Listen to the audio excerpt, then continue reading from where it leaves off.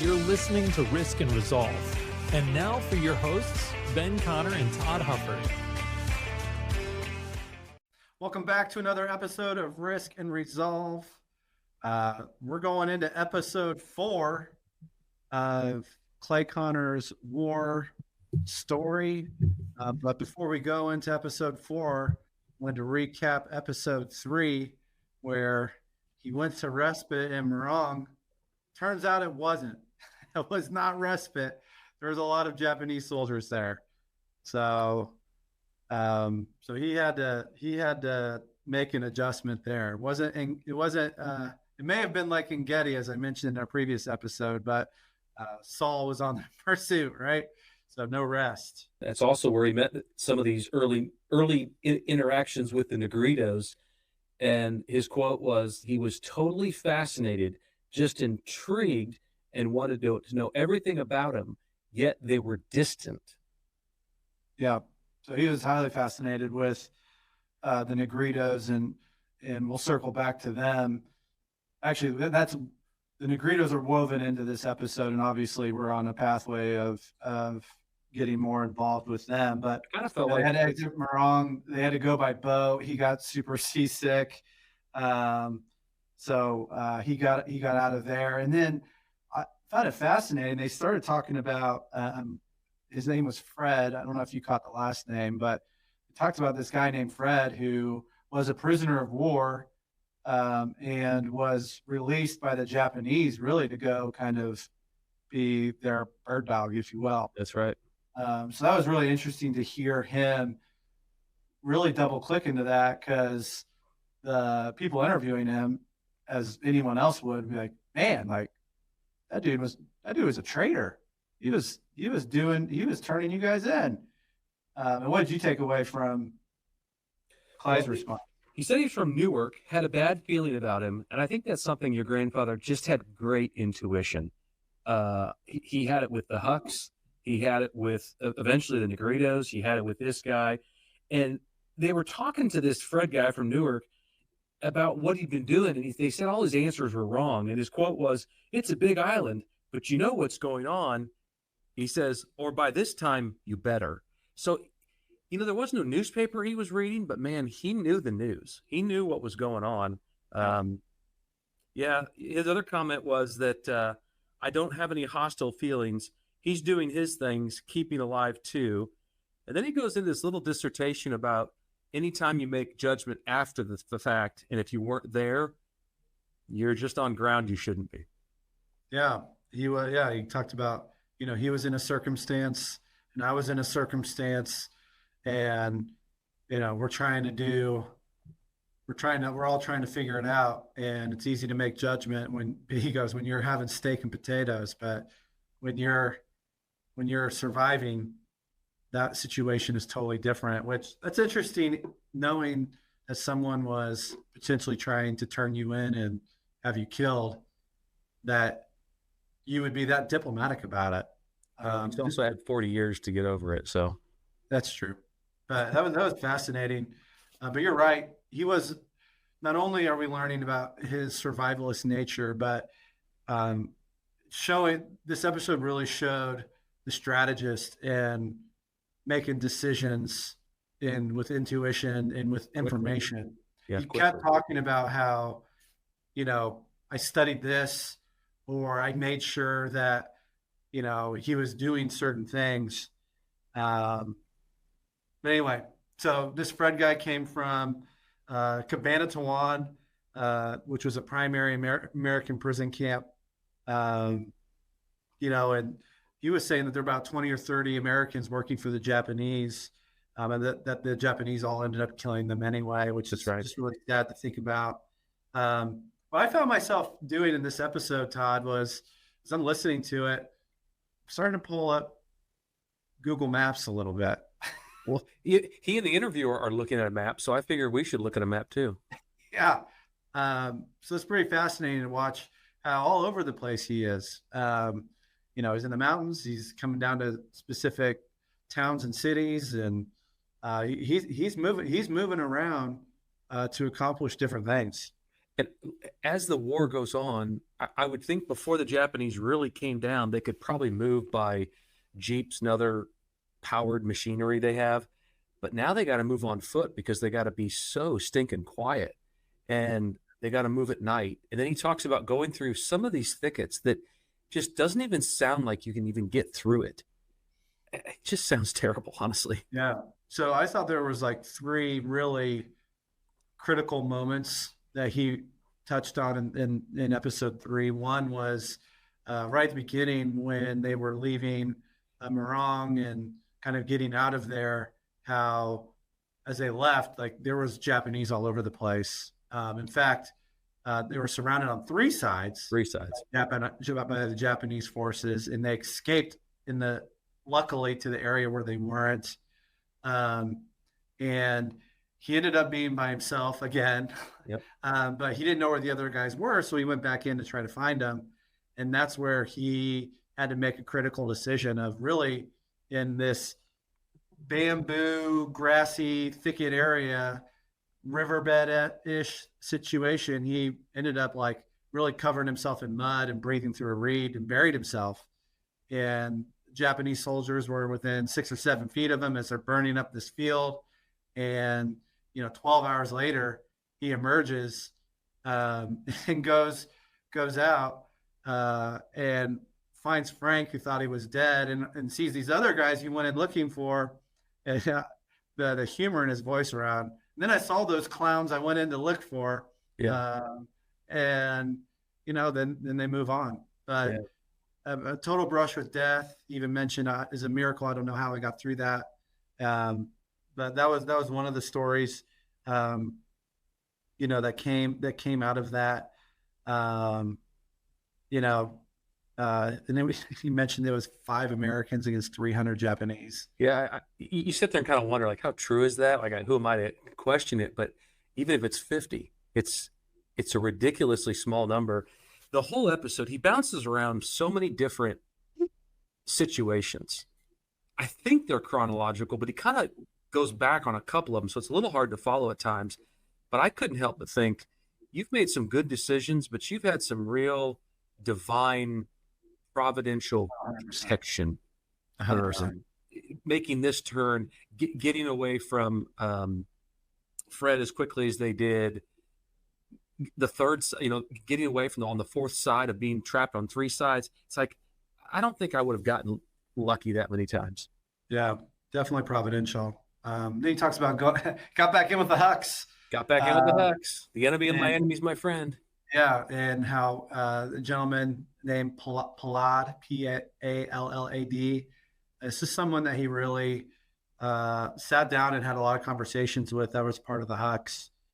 He really talked about Pallad, and how ultimately, unfortunately, he ended up Pallad ended up getting killed by his own people because he didn't follow the communist line. But clearly that individual made a huge mark on his education about what was going on, the politics, the circumstances around the island and the situation that was important. It was like his professor. And he even mentioned that back then when he was teaching him, he knew he was different, that this Pallad guy, was against the Japanese and believed some of the things, but he wasn't so into the communist movement. But just to your point, you can't get too close to the fire, because if you don't totally toe the party line, you're done. Yeah. So then he talks about getting around Clark Air Force Base or Clark Airfield, and how there's really only one way to cross over to where they needed to get to.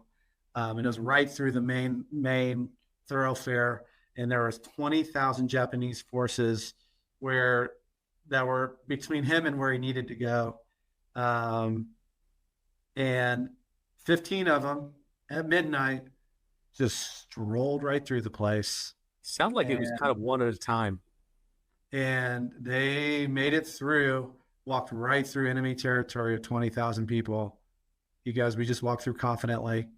And they got to the other side. Shortly after, where they landed got raided like early the next morning, and they hightailed it out of there. Again, missing a near death. Yeah. And he goes, he said this verbatim, when I think back about that, that's ridiculous. And he also said every breath was an eternity. Yeah. So just the, I wonder how far it was. Was it a mile? Was it two? How long was the stretch where they felt like they were highly exposed? He didn't really say. well, then they get to the other side, to Banaba is where they were going. He said they ended up being the headquarters for the rest of the war. And that's where they really paired up with the Negritos. That's where I think this is where this guerrilla situation really started. And he talked about it. And you mentioned he bounced back and forth, and he did, because he even mentioned halfway through the episode of how Clark Airfield is describing it, and that was where people landed as they were going to the Vietnam War. Yes. And the forces that Clay trained through the Negritos, that program still existed, and they helped train American soldiers as they were going into Vietnam about guerrilla warfare. Fascinating. It's totally fascinating. What did he say? He didn't know that until he went back in 1968 or 69. Do you know how many times he actually went back to the Philippines? Was it just the once? I don't. Something to find out. So the last thing is the third thing. So you had the, Japanese soldiers on three sides and burying yourself. You had walking through the middle of enemy territory of 20,000 soldiers. And the third was his interaction with the Negritos and meeting Cajero. And again, he talked about just fascinated with who they were and about the adventure. He said that word again, the adventure of learning about them, and how he showed up and spoke in a dialect that they understood when he first approached them. And he said he was the first intruder that came into their tribe and tried to communicate in their language. Unbelievable. And that is such a fascinating thing when you think of just what he learned there and probably what that carried through in business. Yeah. When you're trying to, when you're trying to work with somebody, you need to communicate in the language that they understand. And I kept thinking about that as he said it. I was like, that is just a timeless lesson. And obviously he learned it in a life and death situation, and we're applying it to a business situation. But he showed up and talked about how the Americans were coming to liberate, the island. And he just started laughing at himself about how silly that is. They are going to a people that have, they can see what's going on because they can see airplanes, but they have no idea what they're talking about because they're living free on their own how they want to live. And he goes, I'm talking about liberating a people who are already liberated. And he just got more or less tickled with that. But with speaking their language, he said they adopted me right in. He said I was their man. And Cajero, he goes, you're either a brother or you're dead. And he said, brother. He goes, but it was a Payadelka. He said Payadelka were brothers, and that's the word for brothers. So, and he started organizing them of how to use their resources, and he knew materials that they wanted, which was salt. So again, back to that strategy of like helping them with trade and really being a guinea pig for them with, I'll help you get what you want with the materials that you have. So it just fascinating. There's just so much in this episode. He talked about Ed Whitcomb, who ended up being the governor of Indiana, and how he served alongside Ed Whitcomb while he was over there, and how one of the Negritos, Democrito, Lumenlan, who came over after the war and worked in the police force here in Indianapolis, and how the governor helped get that going. Democrito was Filipino, I believe. Oh, he's Filipino. Excuse me. Yep. So he came over and moved to the United States. Brought his family. Brought his family. Yeah. Just.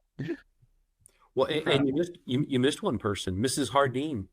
Mrs. Hardeen. She was married to a World War I serviceman, had multiple children. He died. It did sound like natural causes. And she remarried another Filipino. So she's Filipino, So they've got mixed kids. And so when she sees these American soldiers again, some 25 years later, I think she sees her own kids. She sees her husband. She sees herself in them. And it sounds like she's willing to risk just everything to help support them. And then he talks about how his mom, once Clay got back home, would send her stuff. And I don't know if it was food or clothing or money, but I can only imagine I'd be sending everything I have to that woman, knowing that she protected my child. Absolutely. So anyway, fascinating episode 3. So now we're pleased to release episode 4 of Clay Connor's war story. So enjoy. The king was he was the heritage for the successor, Ari Key, A-R-I. But he was tough public. I never made it with Ari. I was tolerated by Ari, but I was never really taken in. He would have taken me in all right, but it wouldn't be for the same reasons. But Kojiro liked me. I was his brother. How do you spell Kojiro's name? K-O-D-A-R-I-O. K-O-D-A-I-R-O. Okay. For the transcript, y'all. His picture's on the photo leg. Okay, that's the one. All right, that, yeah. I can make the connection now. Yeah, Kojiro, as they pronounce it, was on the photo leg magazine. He was one of the finest men I ever met. He was thirsty for education. He was thirsty for knowledge. He was thirsty for information. Extraordinary man. Yeah, he wanted to get more than what the average pig and greedo had to know everything about how our countries were, what people did. He had to visualize it all because all I ever saw was from the top of the mountain. He saw the China Sea, but he never. That was the other side of the mountain. But he shot all lands, but he never had any outside contact with the outside world, at all, except through my eyes, from my descriptions. And I told him about a lot of things he knew nothing about at all.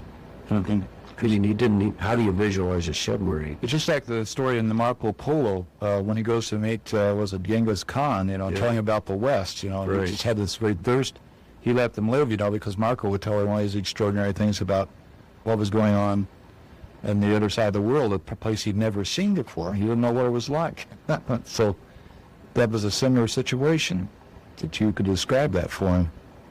So then you had a real good relationships, but did you really have to train them, or were they just pretty well, they sounds like they were ready for Well, it? you couldn't really convert a Negrito. They really trained me, because you don't train a person in the jungle to live like an American. You convert an American in the jungle to live like a pygmy Negrito. The biggest problem I had going through the jungle was the height of the trails.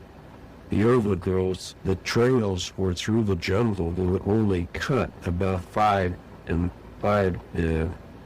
5'3" high, 5'2" inches or 3 inches, and was 5'9". That was my biggest problem, was traveling at their rate of speed through the undergrowth. Now, when we reached areas of big clearings through the forest, that was a different story. But I learned to really run with them. Did your two friends also then join up then with you there? Frank was 6 foot tall. He had a lot of trouble in the beginning. He started cutting his own trails. We cut him out. He was rugged. He was a former West Virginia coal miner. What was his last name? Frank? Gavay. Gavay, okay. Yeah, there's a rugged individual. He was Hungarian by extraction. Yeah, he was tough. But a tough man. Oh, tough. Yeah, he's hard as nails. So just be you three Americans and then these pygmies. Well, this Bob Dale Hustain, he went on back down into the lowlands and tied in with the Filipinos and the world. He didn't stay with us. So he didn't stay with you. So just basically you and Frank Gavay. Right. We had a couple of others a distant away and a couple more in another area. But they were split up because of food supply. You had a limited amount of food And then I supply. organized these Negritos in this whole area. And then Filipinos began to retreat to the lowlands when the Japs put the heat on them. And as they closed in on them, they had to find a retreat, so we took them in. But into the perimeter areas, not really far back. Not far back in. Then we put them in caves and different places and find retreats for them because the Japanese are going to kill them. Mm-hmm. So we had quite a contingent before it was over. Wow, it's amazing. Did you then launch raids against the Japanese to get the salt and other supplies in the lowland areas? We tried. Our raids were primarily in areas outside of Barrios where we could hit, because if we did it within the limits of where they were living, they built houses and everything. Mm-hmm. So we had our limitations. By this, you mean you couldn't launch attacks very far away from your own base of operations, so you had to stick pretty close to the barriers in that area, or did you? I guess I misunderstood. We had to hit them in the open fields. Oh. Between barrios or out, I see what you're outside saying. of so they wouldn't be linked up with any so we barrios. wouldn't tie us in with any one area of where the Filipinos were. But did you inflict casualties on the Japanese and their allies, or did you just manage to just get in there by stealth and really get these supplies? We hit a few of them, but mostly we didn't attack them. We would go after what we wanted, like I told you earlier. And whatever casualties we inflicted, we did it on a retreat basis to keep with the captures. There was, we didn't have to win. That was ridiculous. It was to prevent any of them from getting us, doing us an escape, time to get out, or to counterattack in order to escape and hide. Well, that sounds logical. The reason I ask the question is because some people can't visualize your force, even though it may have been a large number of people, it didn't have the firepower, certainly the Japanese had. We didn't have any place to go. And if they really wanted to turn it on us, which they did a few times, you see, they fired planes over and dropped bombs in our area. So what we did, you wouldn't believe this, I forgot this one. Anyway, the Negritos on one of our raids got a machine gun, 30 caliber machine gun. I couldn't believe it. Well, anyway, this Philippine scout Bato knew all about 30 caliber machine guns, and so he set this thing up to top the mountain. So here comes, and we never expected them to come in and raid, and strangely enough, but they got upset with us. And the propaganda that we were kind of the glory boys out there, we were defending the Philippines. Two Americans, and the 2 Americans over here, we didn't have enough ammunition to find our way out of anything. We had some, but not like you see in these movies or TV shows where these guys sit there and roll out. It sounds like they're rolling out about 15 clips and they've only put in one. I don't know where they get all that feed. I mean, they kept shooting and firing, shooting and firing, and they never change clips. I don't know where they do, well, how they ever do that. I don't know. They must have some kind of a noisemaker attached to that dude, you know.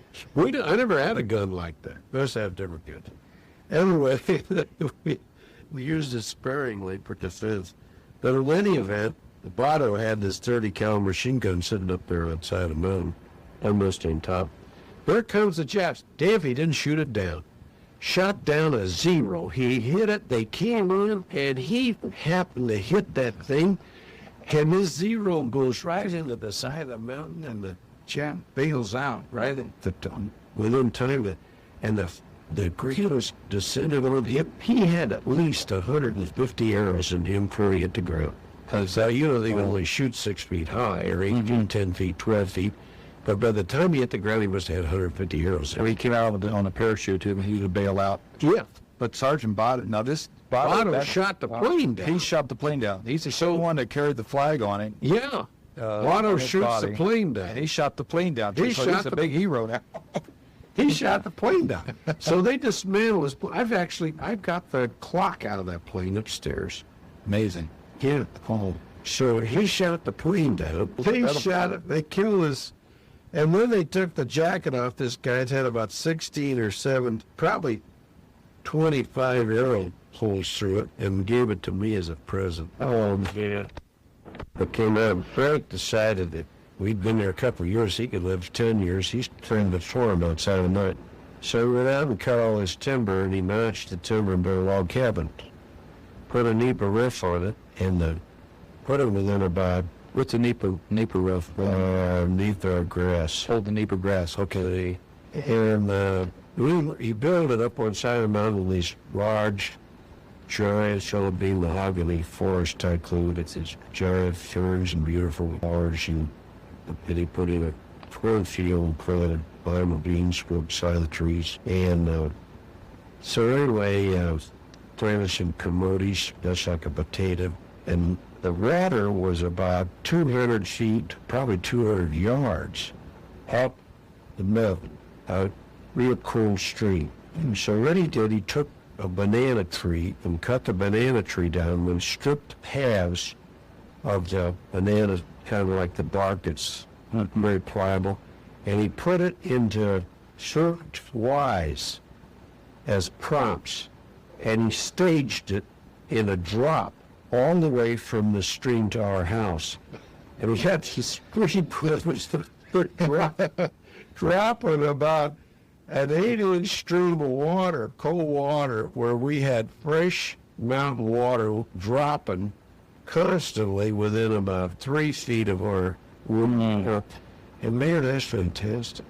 We built a oven and a stove. Sounds like almost like Robinson Crusoe by this point. You really got jungle acclimated. Oh, Frank could build anything. He's unbelievable. He's a terrific carpenter. He's a cook. He's a butcher. We got a python. Morrow stayed in there as her friend, and they were on their way down the wilderness, afraid to get some rice. 100-pound bag of rice carried all that bear 5 miles of some narrow short jungle, 3,000 feet up. Anyway, and we were in the stream. Morrow saw this python. It was about 20 feet long, and they let this wood pile. They shot it through the head, and it slowed back down 2 or 3 times with arrows, and they started yelling the horse all through the jungle. The word got out. It must have been 50 burritos came in there and cut that python up, scored the first rib, kept the skin. The moment they started, this python is like cutting pork chops right down through the back, and the meat is white, just like fish, and it's has its spoon, and it's very tender, and it's very juicy, and it's really wonderful. And they cook the whole thing when it's fat. And we must have had it all cooked up in 3 hours, and divided it up, and everybody got their share, and that was still terrific.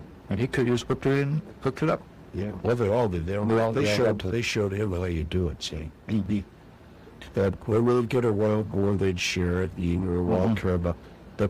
I think probably when I realized how primitive society it was, I was too busy with all of my organization to be involved with all this cooking and butchering.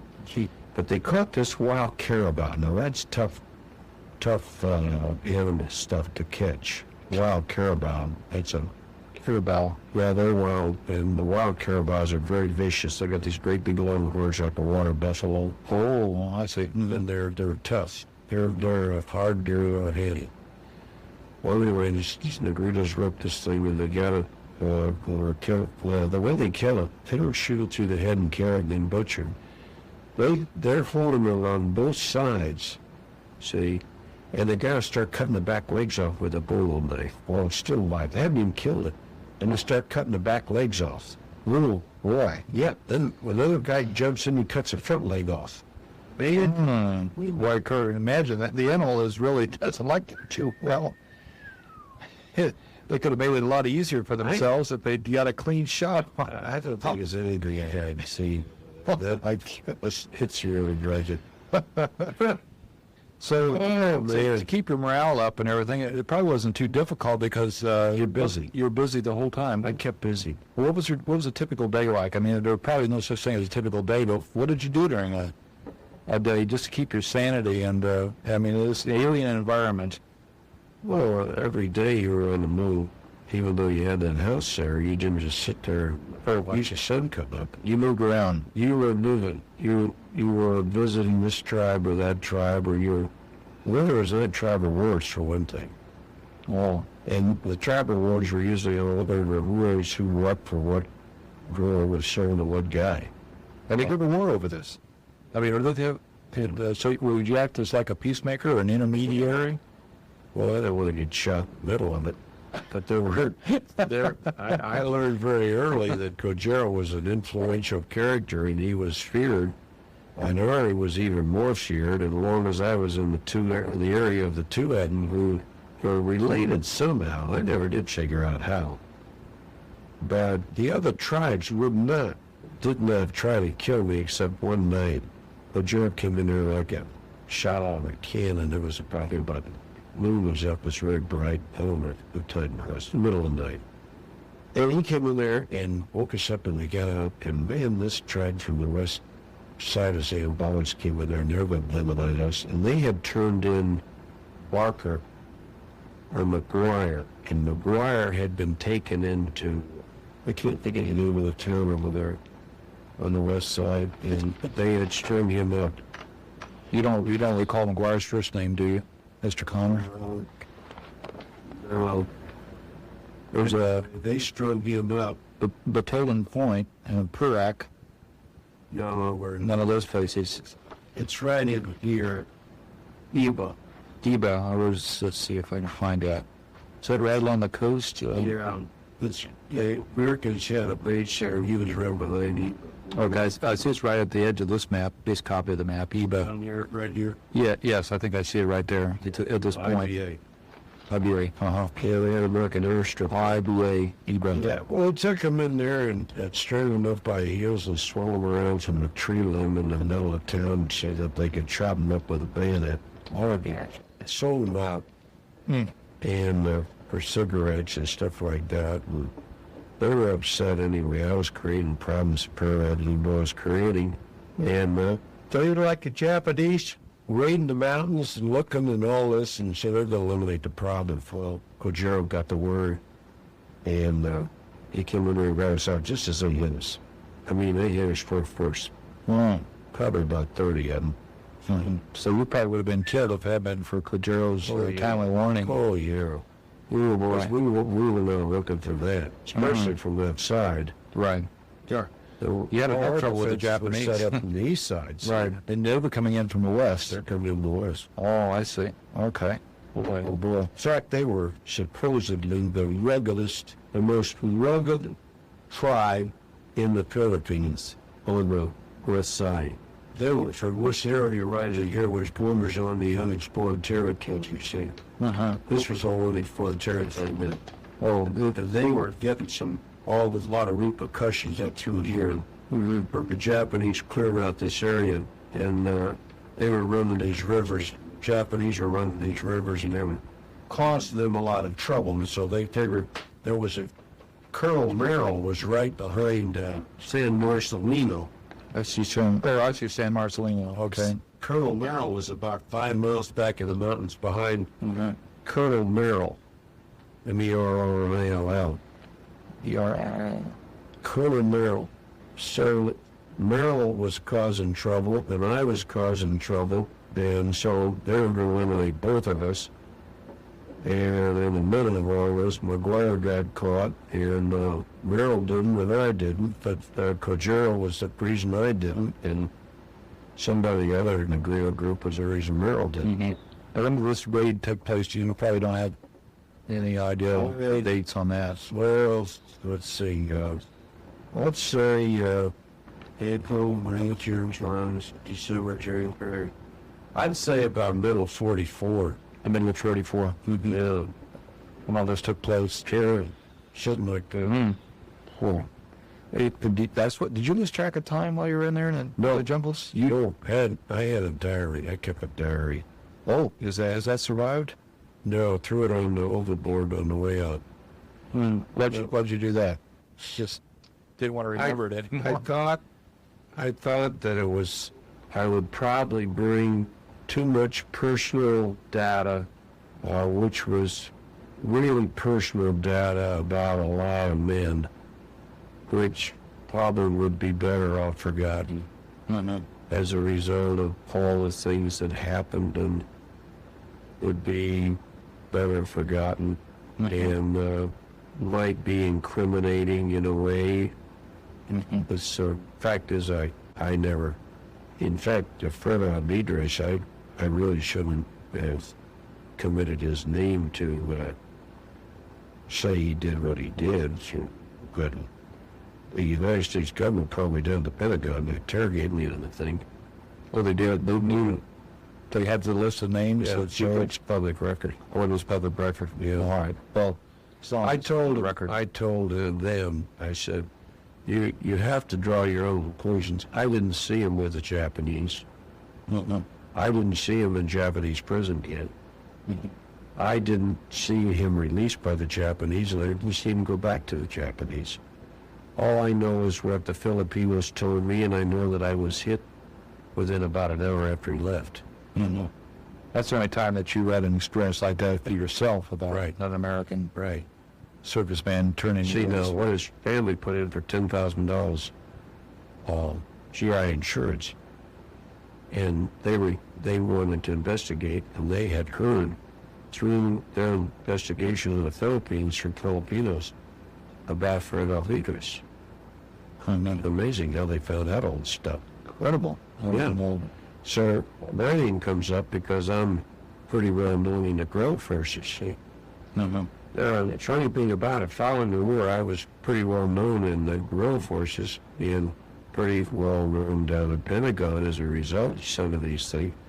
But as the war has gone through the years, the POWs organized, POWs, I'm not a POW, the POWs established themselves as the post-war people, and I'm not a POW. So where is my reunion? Well, I go to the Bataan survivors, but the Bataan corridor survivors, which is called the American Defenders of Bataan and Corridor, see, Many of those people were interviewed on ADBC. ADBC. Yeah. They hold these meetings, and they got the Kentuckiana chapter, and I go, but what am I up against? I'm up against all POWs. No guerrillas. Who do I talk to? What do they have to say to me? Nothing. How do I fit in? Nothing. 99% of them are enlisted men, and I was a lousy officer that didn't know what I was doing and got them involved in this thing, and I was totally responsible in stinking war to begin with because I was an officer.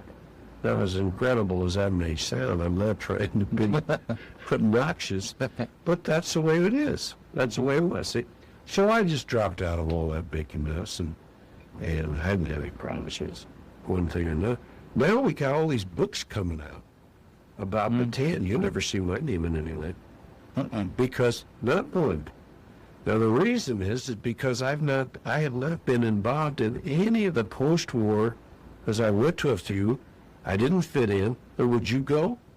No, you wouldn't after a while. It's just like nobody talked to you. I mean, nobody talked to you. If they're not discourteous, they just you had a totally different experience than any of that. I had nobody to talk to. Frank and Van are the only two guys that talk to each other. He comes down and sees me. I go up to see him. And Ralph Edwards thought I had a pretty good story. He had it on This Is Your Life, you know. And my orders are all in good shape. And That's all that. Did you get any medals? Merrill said that I was worth a Bronze Star. You were worth a Bronze Star? Yeah, as a result of my messenger service. Bronze Star. I think you deserve maybe a Medal of Honor. Well, that's what Ralph Edwards tried to get accomplished, but it was too long after the war. Too long after the war for that to be accomplished. And I think it's fortunate that I lived through it. It certainly wears that boost on that. So were you able to keep up your morale? You and your buddies? I had excellent attitude, morale. Now, what I did, I got a hold of some maps, South Pacific maps, and I got a hold of Japanese Manila Tribune, and they would only show an island, just an island. They would not give the island reference to, say, New Hebrides or New Zealand or New Guinea or Australia or anything like that, or the Carolinas. Only the island. Well, with my maps, I'd take that island and I would see how far they went from that island. They're fighting on this island. The Japanese were always winning. But fortunately, I could place the retreat I had about a year of that when I started plotting this, and I saw that the MacArthur was apparently either going to island hop or bypass, and I didn't know which. Mm-hmm. But he had a heck of a time getting through that Guadalcanal and that New Zealand, New Britain, and all that, New Guinea, coming up through that too. So then, when I saw this, I plotted it in my time factors, and I predicted they'd be back in early 45. Is that amazing? Yeah. You were able to, Well, Franco confirmed that, and always if you got in touch with these ex-guerrilla forces like Bruce and Boone, but these guys, you couldn't get these guys together if they were going to learn the congressional medal. I mean, you just can't get them together. They're not going to. they're not going to get together. So that's one of the reasons I'm here to talk to you about this. If we don't get this thing, and you got to write this book, and with collaboration of the survivors, somehow to get this down on paper. It's so incredible that a lot of people probably wouldn't believe it happened. And in fact, the survivors of the death march would probably say there wasn't anybody out there doing anything, and it was a hopeless situation. But there you have it. They do know that. But they do know that there were some. And not only that, they knew it. And not only that, we had some escape routes set up for them. Mm-hmm. We had several escape routes set up for several of them. However, there was a law that if one escaped, they killed 10. However, we had a whole detachment ready to spring. But you can't blame them for not springing them, or for not. Now, we had it set. Botto had the thing wired at Clark with a rope detachment on the bottom. I imagine 25. And we had it absolutely set up. We had contact with them. They were going to spring them. And the time come, they wouldn't go. Now, you can't blame them. Right. It was an unknown quantity. They didn't know if we were there or not. They hadn't seen us. Right. It's just the word of one Filipino. They knew that there was something, and they heard about us. They knew that there were guerrilla forces. They knew that for sure, but they didn't know how they lived or where they lived or what they did, and they had not been in that environment. And you really can't blame them for not going out. But we had a couple of times where we had it ready, but they wouldn't go. Now, there were a few who did escape with more detachments, and we took in, for example, the American ship that was sunk offshore here, that they were taken. I don't know, I guess that little been here in the middle of Brown Run, they were taken. This is the prisoners, right? That they talked about the sinking. Right. And this work ship was sunk by the Americans right here. Right. They talked about that. There were 3 or 4 of them came ashore and swam ashore, got ashore, and they took them in. All their fishing mountains are about that. That's incredible. Yeah. They were about through the mountains to you, you folks. Remember this? Oh, yes, thank you. Yeah, that's an incredible. But not to get any kind of recognition or anything. After this, it's kind of mind-boggling. Well, that after the war, that somebody wouldn't write you up for, you and Frank and all the rest of these people, and Boone, wouldn't get any kind of recognition whatsoever, after this. I mean, there's a lot of war going on out there. There's a lot of war, and I guess, you would consider pretty small potatoes if you didn't get written up in the hometown paper every other week. Oh, you did get written up, though. Oh, I can't. How'd you get news? How'd they get news about your exploits out of the Philippines? Did Sergeant Botto and No, when you mean when this was after the war. Oh, yes. Returned, yeah. Oh, the media picked it up. Lowell Thomas said that I carried the flag that never touched the ground. And in the Newark Evening News, a guy who won the Pulitzer Prize, Luke Pease, drew a cartoon for me. It's down at the office, which is this cartoon on the flag. It never touched the ground in the Newark Evening News. It was syndicated. Okay, now this brings us down to about February 45. You've been keeping posted that the Americans were getting close because you were getting these newspapers, Japanese language. They never told what the island was, but you had maps that would indicate the geographical area. So you knew probably, by early 45, and this was right on your timetable, that if they're getting close and any day now, the Americans are going to ride. Well, what was the reaction to you and your friends when you first made contact, or what did you say? I mean, or did you know that they were in the area? Well, let me tell you about the most exciting day of my whole life. We actually met the Americans about the February 2nd. February 2nd of 35. Yeah. But let me tell you about December 17th. This would be 34. Why? Okay. On December the 17th, here comes wave after wave after wave of airplanes. Now, we leave our house that Frank had built on the side of the mountain with the water piped in. And all of a sudden we see we've never seen this many airplanes. They must be Americans. Don't you think they're Americans? And we're running like mad to the top of the mountain, Duju, which is about probably a mile from our hideout on the really on top of the mountain also, but this is the peak. And we run to the top of the mountain overlooking Clarksville and Stotzenburg, and here a plane was diving in and dropping bombs and strafing by it looked like 100 or 200 or 300 airplanes. That wave left, and here comes another wave, and then another wave. And the strafing and the bullets were hitting all around us. Frank says, we're going to get killed. I says, Americans can't kill us. They're Americans, Frank, look. Oh, it was so exciting. I couldn't believe it. December the 17th, we finally, after all those years, saw Americans again. Our planes. It was so wonderful. Just absolute. Our first contact with our home were those planes. And the most disastrous thing was to see some of them disintegrated in the air as a result of flak. The tragedy of losing some of them. And then about a week, it was about a week or 10 days later, one of them was shot down, and we saw the parachutes open, and Clay Hogan and Jack McGrath bailed out, and our pygmies went out and got them and brought them to our headquarters. Now, Clay Hogan, you mentioned He was a pilot. He was a pilot. He's still alive, though. Is that correct? He's living in Boulder, Colorado. Boulder, Colorado. Okay. He's a wonderful fellow. And they brought him down to our headquarters after they found him, which was a couple hours later, and brought him all the way down. He had been told that if he got in trouble and got shot, to go up the mountains, there were guerrillas there, and that their hope was in the guerrilla forces.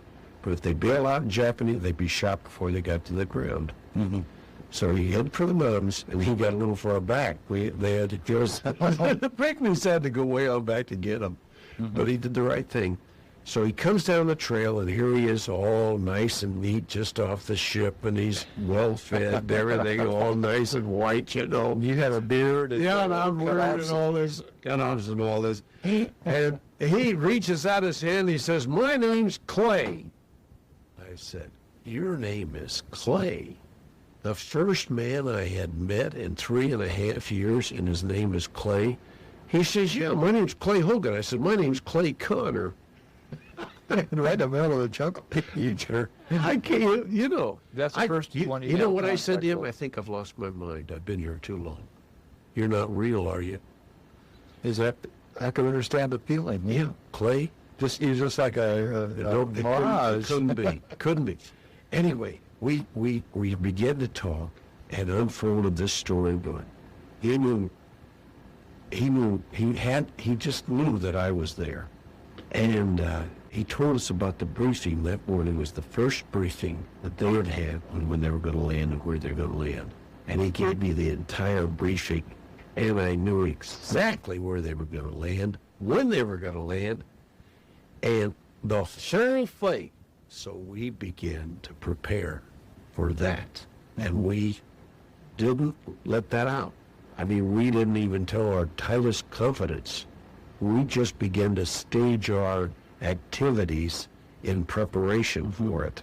Well, how did the activities vary then? I mean, change based on this new information about the land? Okay, well, we're now behind Clarksville and Stotzenburg, where there's 20,000 Japanese. Right. If the Americans are going to come south, they're going to land and come in, which they're going to land in the same as the Americans did, same as the Japanese had done 3.5 years ahead of time. Okay? Right. Now, what they're going to do is they're going to hit Clark and Stotzenburg, and I repeat the two names. I don't know why I do. We never called it Clark. We called it Stotzenburg in those days. In Stotzenburg. Okay. They're going to hit it from the east and come west. They're going to drive the Japanese. The same thing that they did to us. They're going to drive the Japanese back into our areas. They've been there for years. And they're going to cause a lot of problems for the Negritos, right? Right. So what we did is we organized and the Negritos to begin to establish an entire area of about 3 miles north and south of Belize. You know what a Belize, a pig trap? Oh, pig trap. Okay. Just one right after another? One after another. Just intermittent. Not in a straight column. row. Huh? No. But a full 3-mile column about 6 or 7 deep. Took us 2 or 3, it took them, let's see, December, January. Took them 2.5 months, January. Well, it took them a month and a half to set up all the Belize. Every kind of absolute devastating killing device and trap. You described it briefly. Could you go into some detail now again about what that looked like, this pig trap, you call it? It was really a man trap. So, in other words, in the heavy jungle area, you've got trees growing close together. You can spring, you cut one narrow tree down, which is maybe 4 inches or 3 inches, which has some springing ability. In other words, you can pry it between 2 other trees. Imagine taking this 6-foot long tree, which is 3 inches or 4 inches, and putting it between 2 other trees in a kind of a leverage and pulling it back. Mm-hmm. You understand? Right. You can visualize that. Yes. The one you're pulling back is on the horizontal. Mm-hmm. The trees are vertical, and they're growing close together. So you stick the one in between the 2, and you pull it back, and it has, if you let loose of it, it's going to spring forward, right? So you take this 6-foot long or 7-foot long, or however it is, and tie onto that razor-sharp bamboo arrow-type things. They're just like knives. And you may put 15 or 20 of them along there, all one next to the other, tied very tightly. Uh-huh. Now, the tripping device may be about 1.5 feet out, so that when you hit that, 1.5 feet out, or 3 feet out, or whatever the ability of this particular spring is, the guy steps on this dude or trips it, and it comes forward at hip height. And 3 or 4 of those things will just tear him in the middle and hang him there, and he just lays there and yells until he's dead, which may be 4 or 5 hours. Oh, awful. And the poison out of that just permeates his body, and there's no way to release him from it. I mean, you couldn't take him off of it without tearing the meat out of his hips. But tear his guts out. also had poison on them. No, they're poisonous to begin with. In other words, the innate, to the body, it's poisonous. Oh, I see. In other words, you cut your finger on a piece of paper, there's a certain amount of poison involved, right? I see what you're saying. You see what I mean? Oh, wicked, yeah. It's a terrible way to die. Oh. Just a terrible, terrible way, agonizing way to die, because there's no way to rescue the guy. You couldn't get him off of it no matter, without just tearing all the meat off his bones, see? Because it's jagged. Anyway, we had that backed up for half a mile, along 3-mile corridor, and so we kept going into the mountains. They never did. They never did go in the mountains because of that. No, they didn't do that. They surrendered. They surrendered rather than going there. Remember what surrender means? Yeah. Remember that? Dishonorable to the Japanese. So a lot of them suicides and everything else. So the Americans actually didn't. He prevented them, and a lot of them surrendered, and a lot of them probably committed suicide afterwards. Harry Carey is the method that they used. But your method did keep them out of the mountains and probably kept the war from being prolonged any longer than it was. Well, they were locked in, but the unfortunate part was the death of so many Americans taking Clark. This is a story that's not too well known. 40 and the 40, I think it's the 44th Division, 41st or the second, I'm not sure. Is that the Ohio and Ohio Law? My Uncle David told me about that some of the guys that General went in there. That some of the Indiana boys went over there too, the Philippines, when they retook, and he said that just about everybody on that train, he went to Camp Atterbury, and he said he was held off, and some AWRLs were put on the train ahead of him. And after the war, he says, everybody on that train was killed as Hoosiers, except for 3 or 4 guys on the train. He says, you were lucky, Rutherford, that you weren't on that train with us. So that's probably the action, or one of the actions that he was talking about. I don't think I ever told this story for record. Do you want to tell it for the record, but I can take it out? Yeah, I suppose. I, of course, was an interesting person to the generals of the service army that went in there to retake Clarksville, because Clarksville was an important target in order for the Americans to begin to fly in all their soldiers and ammunition and everything. But we have to realize that you're talking to a guy that's been in the jungle for 3 years, and he probably can't express himself too well. I'm sitting here at age 65, and I've given a lot of time and thought to writing and public speaking and so on, and can reasonably tell a story by retrospect, which is a lot different. But I attached myself, as I said earlier. I was repatriated. I was involved in the retaking. I was involved in the Rangers operation to release the prisoners at Cabanatuan, and I was at a distance in that, but I was involved. And most people don't know that. And I wasn't supposed to be, but I was there. And the only anybody knows about that, but I like to be in on what's going on. And then You just stepped away and got up there to help them out, or you said you weren't supposed to be there. Did they give you a direct order? It says, No. I didn't. Nobody ever gave me any orders. Nobody. You got to remember, thrown a little early. Yeah, that's right. I mean, let's face it. You're just like that Captain Boone, you know. Right, I'm with the Rangers, man, and you wouldn't believe, here I am with the Rangers, and because we're very active all over the place, you know. But this time I was going to tell you about, this is after I'm repatriated, sent north, and I'm supposed to get on a ship or an airplane, come back, go down to Lady and back to the States. Well, I left there. I wasn't ready. I had to get them degrees. But before that, back in February 2nd, 3rd, 4th fishing, when the Rangers came in, I was very active in the defense.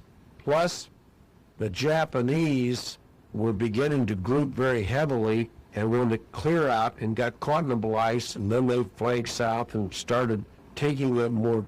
He started south After we got caught in the blue ice, and we had to fight the Japanese, and we got into combat with them. And they were really in a posture where they wanted to clear out all of the area in order to defend their positions, and we happened right on it. For we had one fierce battle, and that was the last combat we had within 3 feet, 4 feet, hand-to-hand, bayonet, knives, the whole bit. you were involved in this one, in hand-to-hand combat with Myth and Bob, I mean, they were right on top of us. and how many Rangers would you say were involved? Oh, this is not the Rangers. This is Frank and my pygmies and my Negrito, my pygmy Negritos and my Filipinos and Frank and boy. And we had a real mess, Pitch battle. all for about 4 hours that night, and we lost quite a few men, and finally we defeated this contingent, and then retreated back into Fort Clark, and we went around and took a position and stayed there through the night. We had it heavily guarded. And then the next morning was when we went out on the main road and we unfurled the flag and marched north and met the American forces. And they come down the road with tanks. And Boy, I wish I could see a photograph of that. It said something in the movies. yeah, and they jumped out of their tanks, and these young Americans all up there, they were crying when they saw us. And they offered us cigarettes and candy, and things you hadn't seen in 3.5 they didn't years. really want to. They didn't know what to Oh, say boy. because you see, they knew we'd already been in communication by this time, Mhm. but we had been in a distant communication.